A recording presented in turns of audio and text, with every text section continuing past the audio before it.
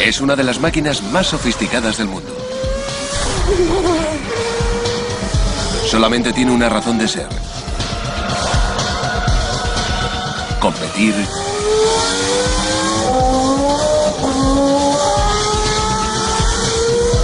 y ganar.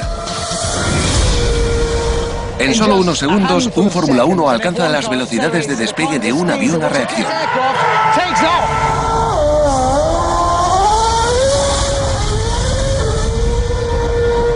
De hecho, son vehículos tan rápidos que los ingenieros tienen que trabajar muy duro para evitar que despeguen de verdad. Y tanta velocidad requiere fibra de carbono, titanio y todo tipo de modernos y exóticos materiales. Pero también requiere algunas sorprendentes conexiones de la ingeniería. Una revolución de la artillería. Un nuevo diseño del motor a reacción. Y ahora en cualquier momento se va a doblar. Sí, ahora míralo, está destrozado.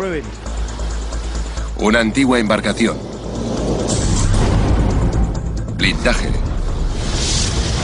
Y la forja de un herrero. Ahora es el turno de mi espada.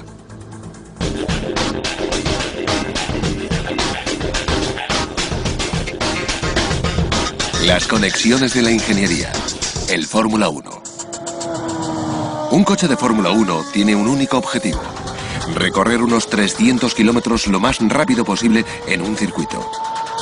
Todo lo que se puede ver está diseñado para un mejor rendimiento y para reducir peso y milésimas de segundo en las carreras. Los materiales, el motor, la forma. Su famosa y sofisticada aerodinámica lo mantiene tan pegado a la pista que podría ir por el túnel de Montecarlo boca abajo. Bueno, en teoría. Pero no hay nada superficial en estas máquinas. Nada que no lo haga más rápido, que no lo agarre a la pista o que no lo haga parar rápido. Por eso, no tiene sitio para equipaje ni mapas. El resultado, una máquina de pura sangre que pesa la mitad que una lancha motora. Pero es un coche. Hace lo mismo que un coche normal y corriente, solo que mucho más rápido, sin reparar en gastos y sin intermitentes. Se podría pensar que los coches de Fórmula 1 tienen motores gigantescos. Pero los motores son más pequeños que los de muchos turismos, de solo 2,4 litros. El secreto es la precisión, no la fuerza bruta. Y esa precisión es audible. Este es el inconfundible sonido de sus componentes moviéndose a velocidades que destrozarían un motor normal. El corazón palpitante de cualquier coche con un motor de combustión interna o de un coche de Fórmula 1 es esto. Este es el pistón del cilindro. Hemos cortado el cilindro para poder ver cómo funciona. Y empieza con una explosión de combustible aquí arriba. Es la combustión interna, ya que es un motor de combustión interna. Esos gases en expansión hacen que el pistón se deslice hacia abajo y se coloque dentro del cilindro. Y eso provoca dos cosas. Al rotar el asta de abajo, envía otro pistón hacia arriba listo para explotar, para continuar el proceso, y esa asta rotatoria es lo que impulsa las ruedas del coche. Se puede aumentar la potencia aumentando el número de pistones en los cilindros y aumentando las revoluciones por minuto, el número de veces por minuto que el pistón sube y baja y activa el asta. Mientras los motores de Fórmula 1 pueden tener el mismo diseño que un motor normal, consistente en un pistón que sube y baja dentro de un cilindro, el motor de un turismo explotaría si alcanzara la mitad de revoluciones que puede alcanzar un coche de Fórmula 1. El calor y la presión serían demasiado. Esta es la solución que idearon los diseñadores del motor de Fórmula 1. Aprovechan más cada explosión de aquí gracias a un gran avance en el mundo de la artillería. Los motores de combustión interna son como cañones. Ambos se sirven de una explosión en un extremo para impulsar un elemento a lo largo del tubo. El mismo proceso, pero un efecto muy diferente. Y para una mejor explosión hay que reducir una cosa que se conoce como resistencia aerodinámica. Algo que no es bueno para un cañón ni para un sofisticado motor. Para averiguar por qué, he venido a una sofisticada y glamurosa pista de Fórmula 1 con el experto en artillería Nick Hall. Entonces, este es el punto en el que la tecnología de Fórmula 1 y la historia de la artillería militar se unen. ¿Qué necesitamos para hacerlo funcionar? Es importante un buen encaje entre el proyectil y el cilindro. Y antiguamente, como no se podía sostener un cilindro con mucha precisión y no se podían hacer bolas de cañón totalmente esféricas, quedaba un espacio vacío y la bola de cañón podía quedar atascada y se perdía potencia por ese espacio. Un hueco de resistencia aerodinámica aseguraba que una bola de cañón no quedara atascada en el cañón. Pero había que pagar un precio. Bueno, este es el espacio entre el proyectil, la bola de cañón, o en este caso el pistón, y el propio cañón, el espacio por la parte de fuera. Sí, esa es la resistencia aerodinámica. Bueno, tengo dos proyectiles ahí, dos pistones, y uno es más pequeño que el otro. Uno es un poco más pequeño, por lo que queda un pequeño hueco. ¿Es que hay suficiente diferencia entre los lados y los proyectiles para que haya una diferencia al disparar el cañón? Sí, así es. Porque por ese espacio que hay alrededor se escapa mucha presión. Así que esa pequeña diferencia hará que el disparo del cañón sea muy diferente. Sí. Así que primero probaremos el más pequeño, que dejará un hueco pequeño. Eso debería afectar al disparo del cañón, pero será más seguro. Tengo el más grande. Que es también como el primer cañón que he hecho. Bueno, vamos a cargarlo. ¿Lo pongo ahí? Sí. Está dentro, creo. Vamos a cargar el cañón. Mi cañón almacena una presión de aire de 5 bares o 72 libras por pulgada cuadrada. Y cuando sea liberada activará el proyectil hacia el exterior. ¿Vale? ¿El cañón está cargado? Sí. Vamos con la cuenta atrás. Y a correr. 3, 2, 1, ya. Vale, si estamos preparados, a la de 3. Nunca he disparado un cañón. Tú has disparado muchos. Sí. Lo haré rápido. 3, 2, 1.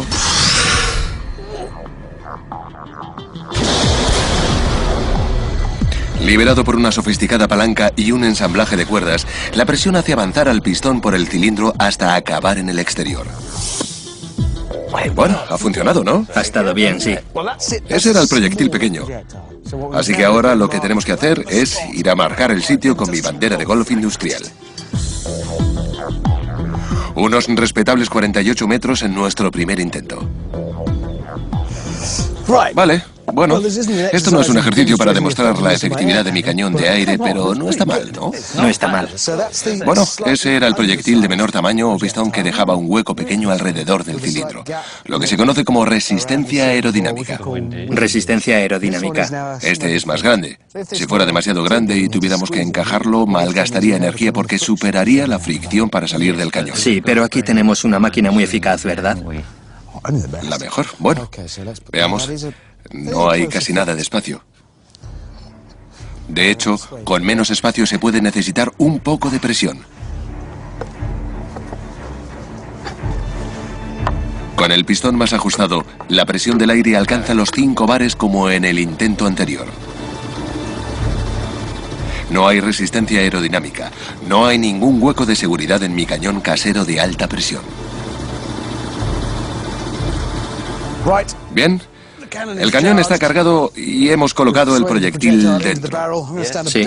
Voy a alejarme un poco más porque estoy un poco más nervioso. No hay resistencia aerodinámica en este. No. ¿Hago la cuenta atrás? Sí. ¿Ya? Sí. ¿Estamos listos? 3, 2, 1.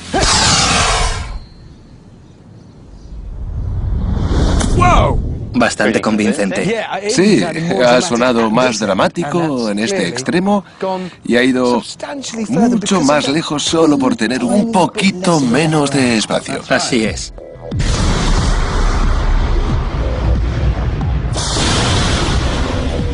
Por tanto, la misma fuerza lo ha disparado a mucha más distancia por un mejor ajuste. En fin, sabemos que ha debido recorrer más de 48 metros.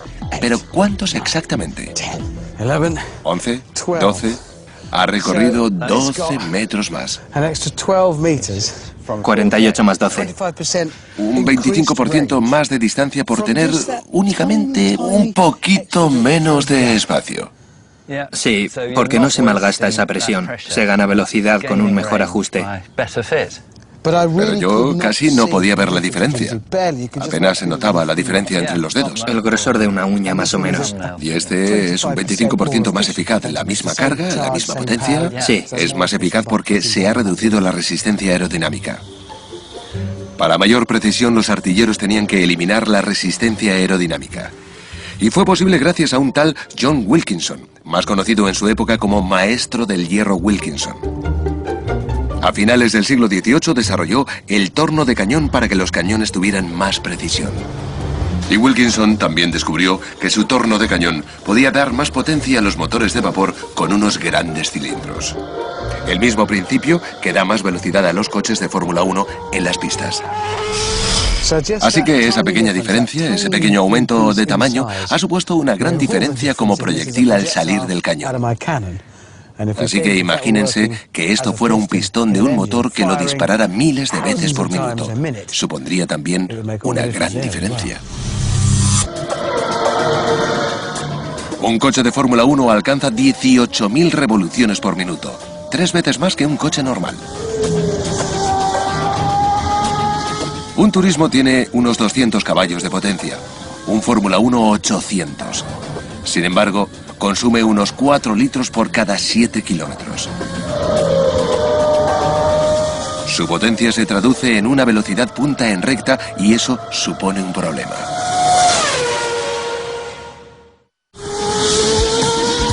Un avión comercial despega a 290 kilómetros por hora. Un coche de Fórmula 1 puede superar 200 veces esa velocidad en una carrera. A veces, los coches rápidos son como aviones.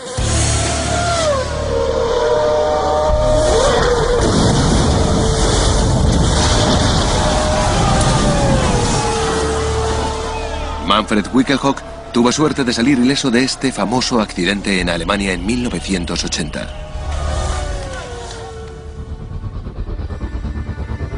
Fue por la fuerza aerodinámica del coche. Si algo va mal, despega. Si todo va bien, gana carreras.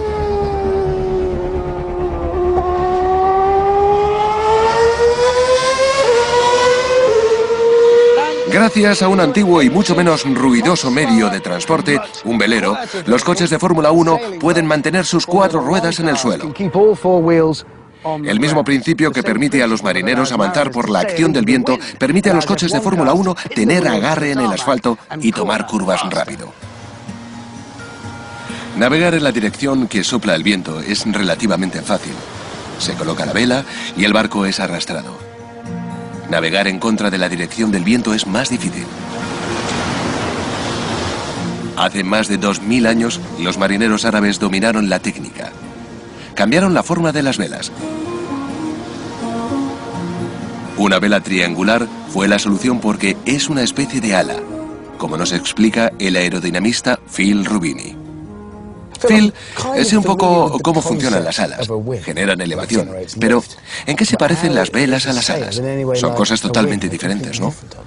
Bueno, tienen un aspecto diferente, sí, pero si pensamos en un ala, todo el mundo sabe que las alas hacen volar a los aviones y para mantener las alas en el aire se necesita una fuerza que haga presión hacia arriba y esa fuerza es generada por el aire cuando sobrepasa las alas. El perfil aerodinámico crea una baja presión sobre el ala y la eleva. El mismo principio ayuda a los marineros, a los de antes y a los de ahora. Los marineros árabes hace 2000 años inventaron de forma muy efectiva las alas que tienen hoy en día los aviones. Ahora pensemos en un velero. La vela se parece un poco a un ala. Y cuando avanza por el agua, el aire fluye por ella. Al igual que un ala, una vela crea una zona de baja presión y la embarcación se desplazará hacia ella de lado a lado. Si añadimos una quilla plana, la embarcación no irá hacia los lados, sino hacia adelante, hacia el viento. Y esa forma de vela ayuda a los ingenieros de Fórmula 1.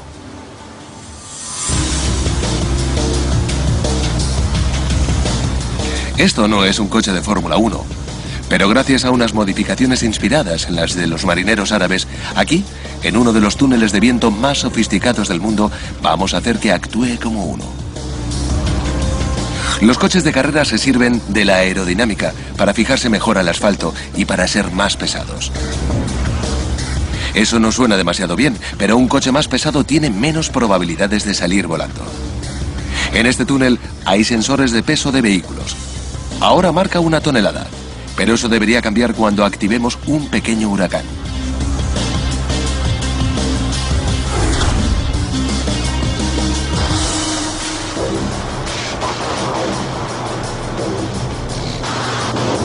El viento hará presión en los alerones y será lo que cree la fuerza de agarre.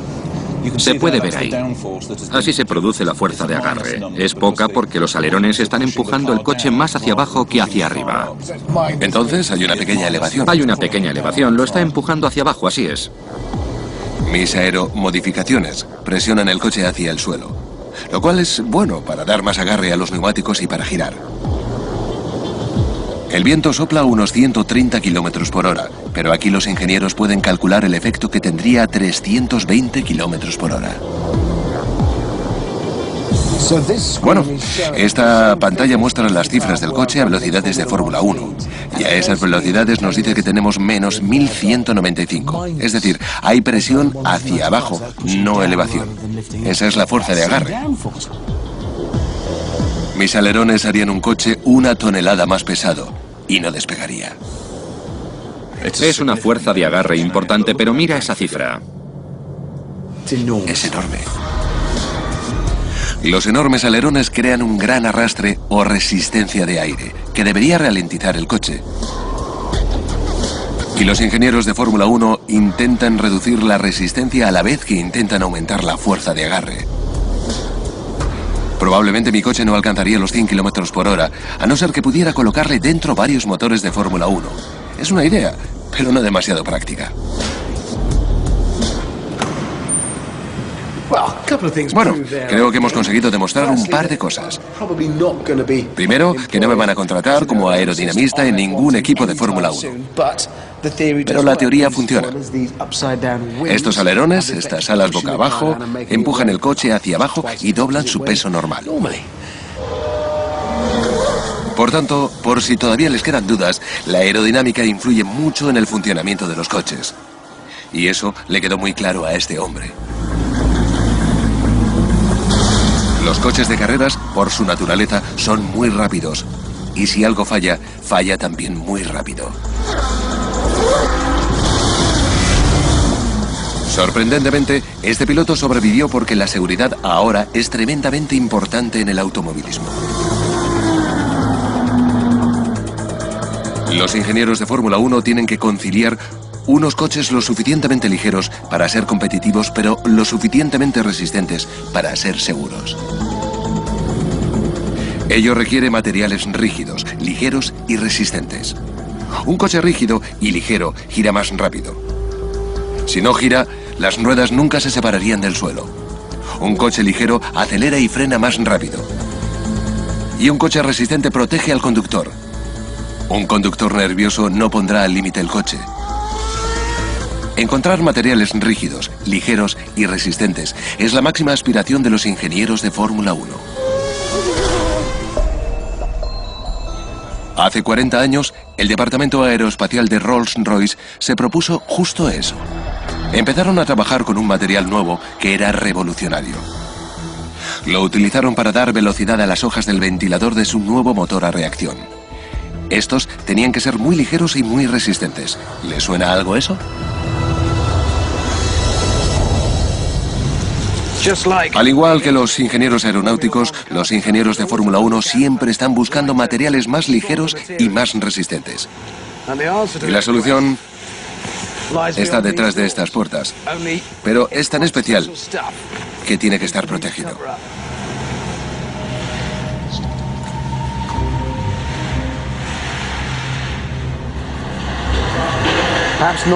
Puede que esto no parezca ni suene exactamente como una revolucionaria fábrica industrial. Todo está muy limpio y ordenado y silencioso, pero lo que se hace aquí es algo que puede ser extremadamente resistente.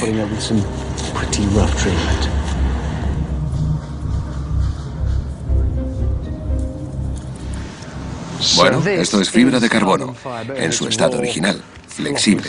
Es difícil de imaginar que se utiliza para hacer los motores de los aviones o de los coches de Fórmula 1, y tienen razón, pero en estas condiciones. Necesita dos elementos para estar preparada para la pista: el calor y la presión.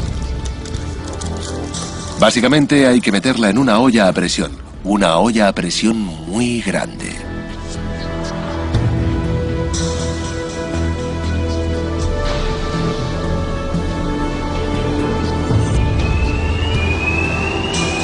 Digamos que eso es la puerta de un enorme horno.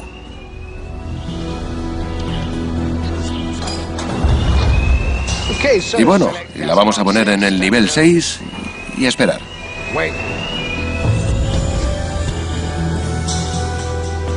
El material que aparece es ligero pero increíblemente resistente. Lo suficiente como para ser parte de un coche de Fórmula 1. Toda fibra de carbono comienza su vida como una cuerda.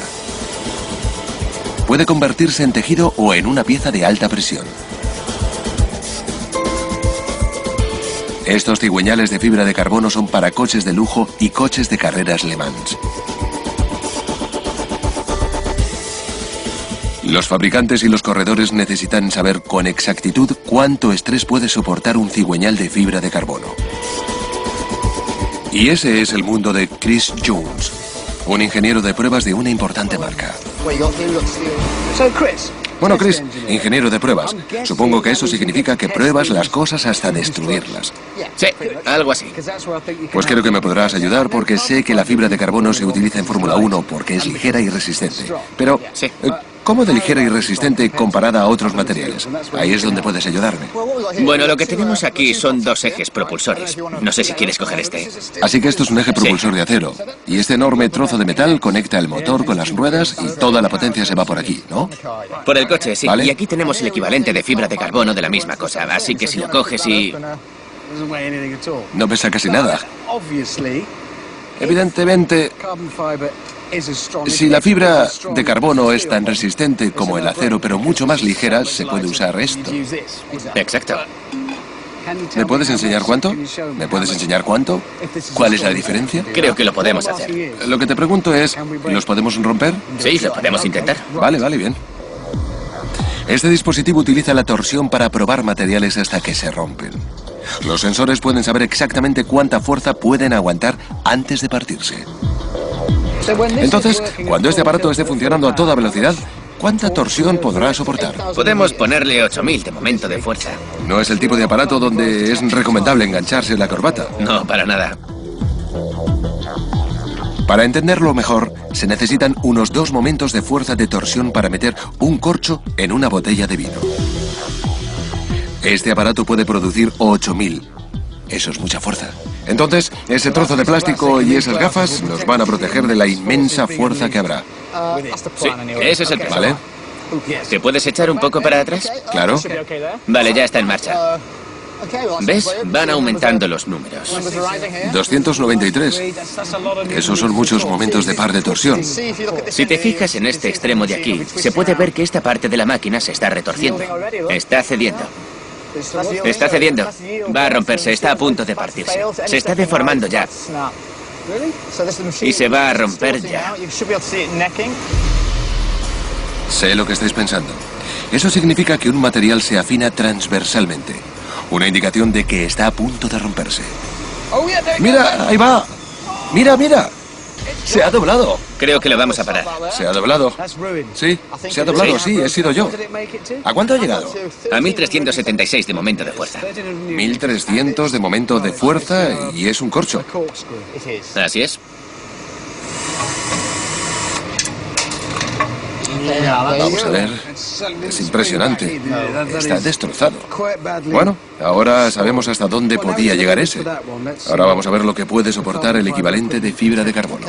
Vale, vamos a empezar. Y esto es un recordatorio de lo mucho más ligero que es este. Más ligero, pero en teoría mucho más resistente. Y mucho más caro. 3000 euros por esta única pieza. Está claro que es más estético. Sí, son muy estéticos, ¿verdad? No me puedo creer que vaya a tener la misma fuerza que el acero.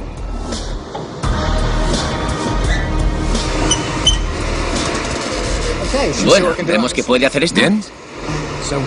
1376 es el objetivo. A ver si alcanza lo que ha alcanzado el acero. Vamos. Eso es, en marcha. Está subiendo. 640, 7, 8... No se anda con tonterías. 9, 10, 11... Nos estamos acercando al nivel del acero. 13, bueno, lo acaba de superar. Y la pieza no ha sufrido daños. Lo ha superado. Así que esta pieza mucho más ligera lo ha superado totalmente. ¿Hasta dónde crees que llegará? Espero que a 4,5. ¿4,5 comparado a 1300 del acero? Pesando mucho menos. Oh, nos acercamos. 4,2, 3, 4, 5... Estaba a punto de preguntar qué pasaba cuando va... Eso es lo que pasa. Vale, yo no he saltado ni nada. Bueno, ¿hasta dónde ha llegado? A 4.728 de momento de fuerza, comparado a los 1.300 del acero. Es mucho más resistente que el pesado acero y no olvidemos que está hecho de estos hilos. Básicamente son tiras que se expanden. Nada más. Solo eso.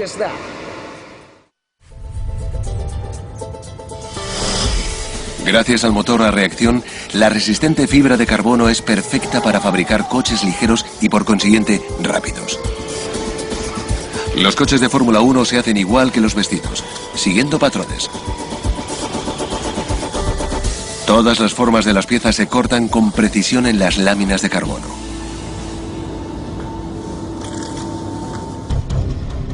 Incluido esto, el monocasco o carrocería de una sola pieza. Es la cabina del piloto. Este monocasco ultraligero es también el chasis del coche. No hay chasis independiente. No es necesario porque la fibra de carbono es suficientemente resistente. Lo único que protege al conductor es una capa de carbono. Pero eso no es lo único que necesita protección en estas elegantes bestias.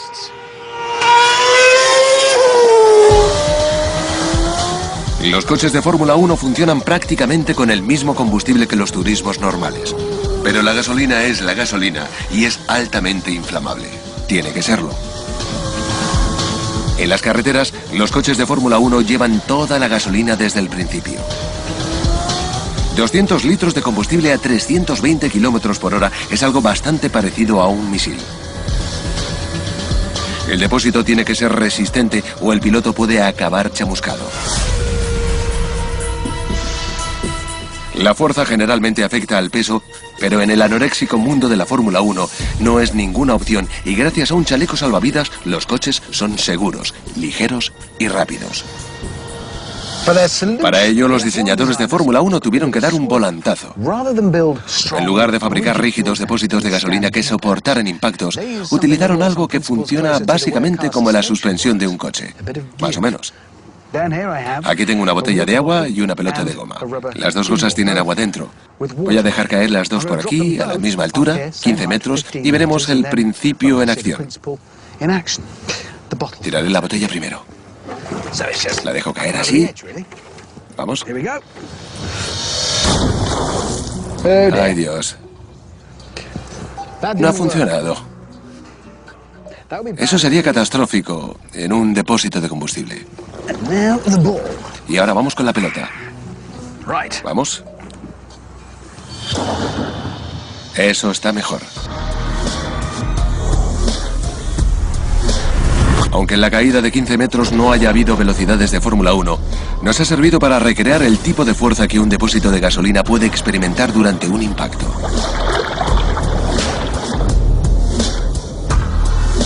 Un material flexible y ligero que se dobla y absorbe impactos parece ideal. Pero por lo visto es difícil hacer algo flexible y resistente. El profesor Paul Hogg es un experto en materiales de la Universidad de Manchester. Paul, lo que he demostrado es que hay una solución. ¿Por qué no se hacen los depósitos de gasolina de Fórmula 1 de goma? Bien, de acuerdo, está bien. Esto puede soportar ese tipo de caída, ¿Sí? pero si hay algo cortante, lo perforará. Este material es bastante débil. Casi todo lo que hace los materiales flexibles también los hace débiles. Así que si tienes algo cortante que puede perforar, tendrás un problema. Entonces, ¿qué pasaría si impactara, digamos, con una flecha? Una flecha... Bien, me alegra que hayas dicho eso porque aquí el arquero Steve Ralphs va a disparar una flecha ardiendo a esto, que va a ser, para esta demostración, nuestro depósito de combustible. Es otra pelota de goma llena de combustible. La voy a poner en la diana. ¿Así, Steve? Y como nuestra pelota de goma tiene varios litros de gasolina dentro y estamos a punto de lanzarle una flecha en llamas, nos ha parecido que debíamos llamar a los bomberos por si acaso. Tienen muchos fuegos relacionados con flechas en llamas en Lancashire, por lo visto. Steve, ¿crees que puedes disparar una llama ardiendo desde aquí? Lo podemos intentar. Si ven Fórmula 1 sabrán que esto es lo que ocurre en una carrera.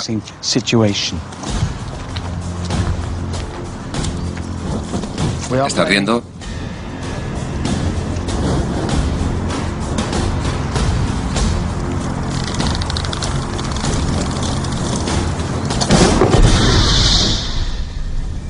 Sí. Y por eso prohibieron las ballestas en las pistas. Aunque las flechas en llamas no son normalmente un problema durante una carrera, el depósito de 230 litros de un coche de Fórmula 1 está entre un motor muy caliente y un vulnerable piloto. Cualquier derrame podría provocar una bola de fuego.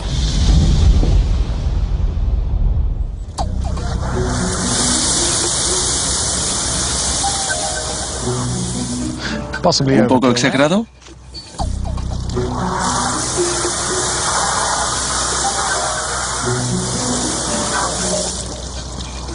No ha funcionado para nada, ¿verdad? Pues no. Evidentemente la goma no es flexible. Es flexible, pero no es lo suficientemente resistente con ese tipo de carga. Lo cual podría pasar en un accidente. Bueno, ¿Podría pasar? No con una flecha, pero evidentemente con una pieza de metal que se metiera. Así que, ¿cómo vamos a hacer algo que sea lo suficientemente flexible y lo suficientemente resistente? Bueno, tenemos un pequeño problema.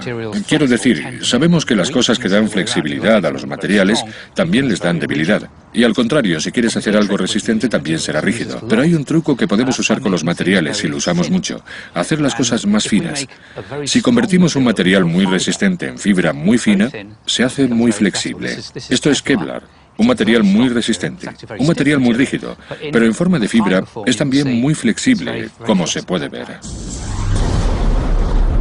El Kevlar es tan resistente que se ha convertido en sinónimo de chalecos antibalas y blindajes.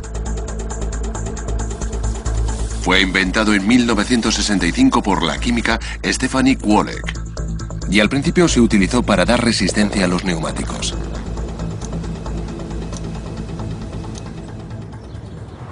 Bien, así que esto es un material muy resistente por su delgadez, lo que le da también flexibilidad. Es genial. Es un material 5 o 10 veces más resistente que el acero. Sí, igual que el carbono, esta milagrosa fibra es más resistente que el acero. Unas 5 o 10 veces más resistente. Por eso pueden hacerlo tan fino.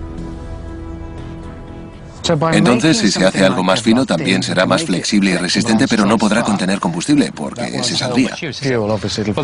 Sí, lo primero que tenemos que hacer es convertirlo en algún tipo de tejido para poder hacer con ese material diferentes formas. Pero el tejido no va a poder contener el combustible, ¿verdad? Así que vamos a tener que recubrir con él algo que siga siendo flexible. Así que cogemos esto y lo combinamos con la goma. La goma lo recubre y tendremos esto. Esto es un depósito de verdad de Fórmula 1. Sí. Nos lo han dejado. No lo parece, pero es muy eficaz y también muy caro. Cuesta mucho dinero hacer uno de estos. Y esto combina las propiedades de los dos materiales. Le da rigidez y resistencia. Y puede contener combustible. Sí, básicamente es una matriz de goma reforzada con Kevlar para darle la resistencia que necesita. Deberíamos probar esto con otra flecha en llamas. ¿Deberíamos? Pero creo que no nos regañarían. Es muy caro. Nos lo han dejado y lo tenemos que devolver. Pero he ideado algo que nos podría servir. He traído conmigo al primo industrial del material de los depósitos de Fórmula 1, el Kevlar. Esto es lo que tengo. La fibra Kevlar es lo que le da resistencia y esta es la goma. Sigue siendo flexible, Es muy flexible. pero también muy resistente porque combina las propiedades de los dos materiales. Steve, ¿tienes alguna flecha en llamas más? Creo que necesitamos otra.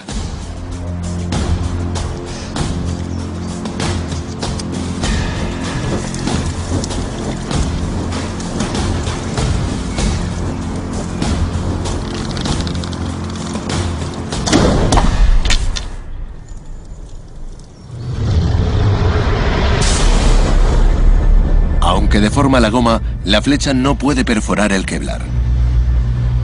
La bolsa no se rompe, el combustible no se derrama y el piloto está seguro. Funciona, vale. Ha sido un poco extraño, pero los principios son exactamente los mismos que los de esos dos materiales juntos. Pueden ser flexibles y resistentes. Y lo que es más importante, mi combustible está seguro en esa bola de goma porque es muy caro.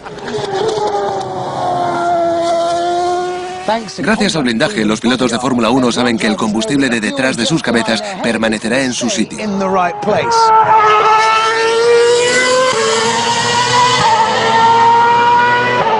Los únicos pinchazos por los que tienen que preocuparse son los de sus neumáticos. Los neumáticos de Fórmula 1 no están diseñados para durar carreras completas. Eso significa que tienen que cambiarse por lo menos una vez durante la carrera. ¿Y cuánto se tarda en cambiar un neumático? ¿15 minutos? ¿20? En un mundo obsesionado con la velocidad, el tiempo es oro. Los mecánicos de Fórmula 1 pueden cambiar 4 ruedas en menos de 10 segundos. La clave está en tener un equipo de parada técnica de precisión militar y las herramientas apropiadas. En lugar de 4 o 5 complicados pernos, las ruedas de Fórmula 1 tienen un conector de cierre que puede ser desmontado en menos de un segundo.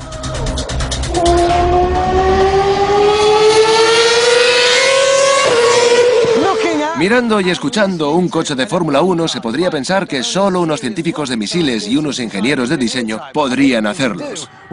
Pero no debemos olvidar el papel fundamental que jugaron los herreros de la prehistoria. Porque la técnica utilizada para hacer esta espada también ayuda a un coche de Fórmula 1 en la pista. Las cosas que van rápido tienden a calentarse. Y los coches de Fórmula 1 no son diferentes. Una de las cosas más importantes de los coches de Fórmula 1 son las ruedas. Pueden girar 150.000 veces en una carrera y recubren unos frenos que pueden funcionar a temperaturas de 1000 grados centígrados. Los turismos tienen ruedas de acero, pero estas no son buenas para la Fórmula 1. Demasiado pesadas y demasiado quebradizas. Entonces, ¿cuál es la alternativa? El material que utilizan es este. Magnesio, que tiene propiedades muy útiles. Pero también se utiliza para lo que tengo en mis manos. Bueno, es un sistema de encendido y es peligroso.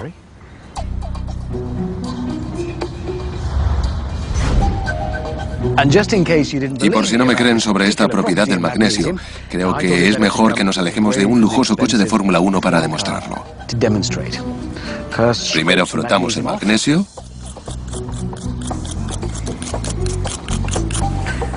Después, veremos una chispa. Una de esas. ¿De verdad querría ver eso en su coche de Fórmula 1?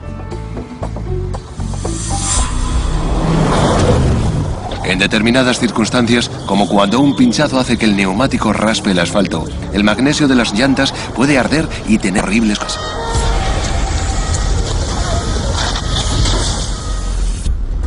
Entonces, ¿por qué se utiliza el magnesio para hacer neumáticos de carreras? De nuevo, porque el magnesio es resistente y ligero. En coches de Fórmula 1, la resistencia y la ligereza superan al riesgo de incendio. Siempre merece la pena. El magnesio depende de la presión de la aceleración rápida, la velocidad de giro y el frenado. Pero para darle todavía más resistencia, los ingenieros de Fórmula 1 tomaron prestada una técnica muy antigua para manipular metal. Para dar forma al metal, solo hay que fundirlo, derretirlo y verterlo en un molde como los herreros Mike Rosser y Craig Jones me enseñan. Eso todavía estará muy caliente. No puedo. No soy lo suficientemente hombre. Eso es una prueba. No puedo. Au. Vale. Está claro que no soy herrero. Mirad eso. ¿Es lo que acabamos de hacer? Un mazo. Así es. Acabamos de hacer ese mazo. Y no solo se pueden hacer cosas como martillos. También se pueden hacer cosas como esta espada de aquí. Mirad, es de hierro fundido. Algo muy delicado e inteligente que se hace mediante la fundición. ¡Ay, Dios! Se me ha caído la espada. Y creo que lo que acabo de demostrar es que es algo quebradiza. Hay cosas que se hacen mejor con otros procesos distintos a la fundición. Por suerte, aquí también pueden hacerlo. Sí, por suerte para los espadachines torpes y para las ruedas de Fórmula 1, hay otro proceso que da mucha más resistencia. La antigua técnica del forjado. ¿Golpear? Básicamente. Golpear básicamente en los extremos. Forjar es dar forma al metal utilizando fuerzas compresivas localizadas. O golpeando el metal repetidamente con un gran martillo. Entonces, ¿esto es forjar? Sí. La forja suele alinear las vetas internas, que es lo que lo hace naturalmente resistente. Hay que volverlo a poner en el fuego para que se caliente más. Por el contrario, en la fundición, las vetas se distribuyen aleatoriamente creando puntos de debilidad potencial. Mira, ahora que no nos ve nadie, ¿me puedes enderezar esto? Enderézalo un poco. Lo cortaremos.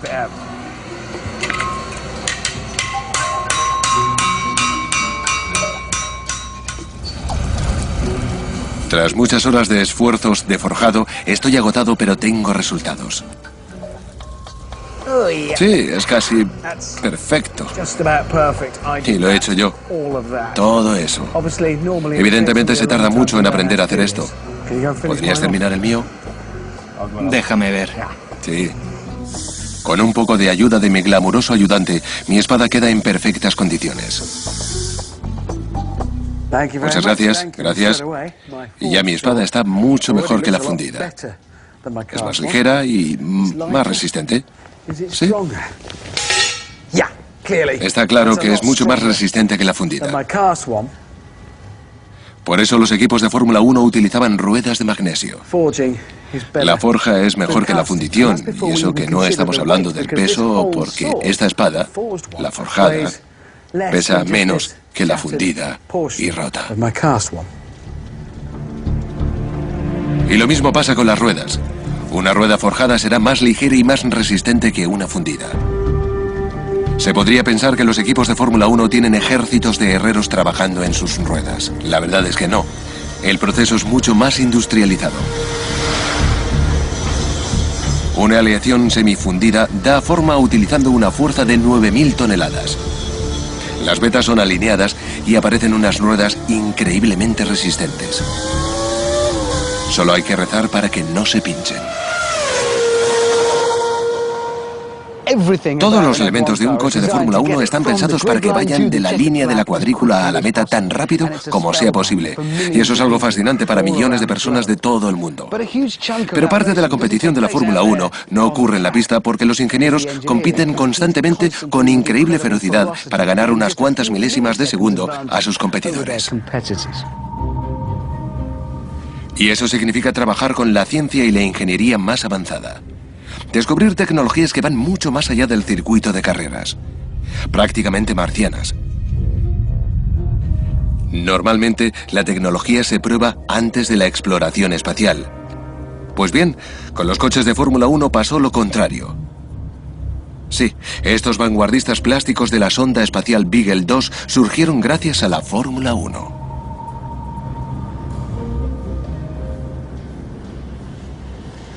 Y se podría decir que son como mariposas. Son considerados objetos de gran belleza y valor por los coleccionistas. Y es fácil ser seducido por la funcional belleza de estos vehículos, por la profundidad y destreza de un producto así. Pero hay que recordar que deben su existencia a sorprendentes conexiones de la ingeniería. El primer cañón de precisión. El primer alerón. Un motor a reacción. En cualquier momento se va a doblar. Sí, ahora, mira. El blindaje. Y la forja de los herreros. Doy miedo. Lo sé.